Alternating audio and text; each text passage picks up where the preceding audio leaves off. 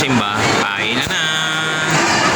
Yun naman pala mga koys, mga lods. Yan yung sinasabi ni Kuya Brian, di ba? Lagi niyang binabanggit sa inyo. Talagang iba yung rest day kapag kasama mo ang pamilya mo, di ba guys?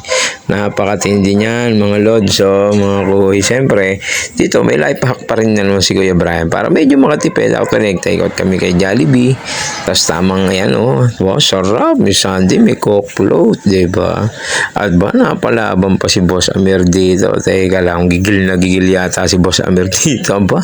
Chief Mayor naman, hindi makahuli-huli rito sa claw machine na to.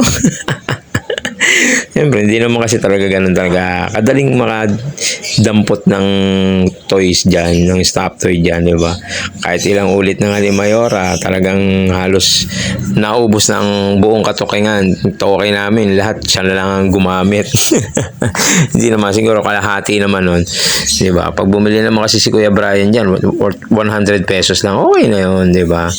Hindi naman tayo tamang libang lang, di ba? Hindi naman tayo pawaldas talaga. Siyempre, budget lang talaga. O, teka, napakatindi nito. Pati si Mami Jenny pala, napalaban na.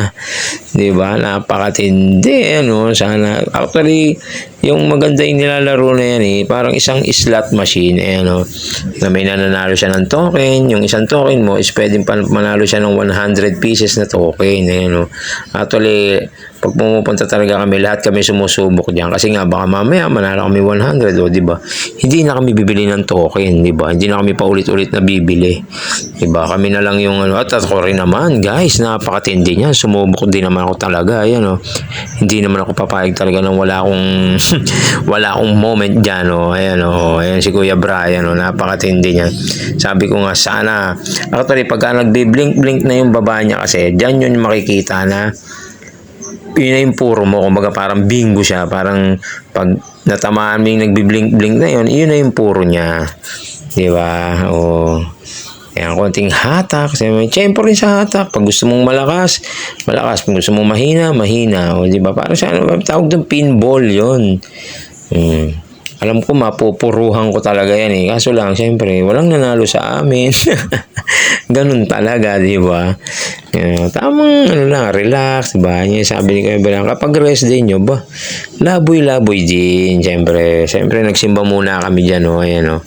Nagsimba muna si Kuya Brian dyan, Mami Jenny, Mayora at si Boss Amir. Siyempre, huwag natin kakalimutan magsimba, lalo na pag Sunday. Siyempre, ano, di ba? Sabi ko sa inyo, magbi-blink yan, Pagka tinamaan ni Kuya Brian yung nagbi-blink na yan, may balato kayo sa akin. So, ito talaga ang nangyari dyan. Ayun, hindi tinamaan. Ang tinamaan yung hindi nagbi-blink. Sayang no? Sayang talaga siya, guys, no? At syempre, bago kami umuwi, yan ang hindi papayag naman si Kuya Brian.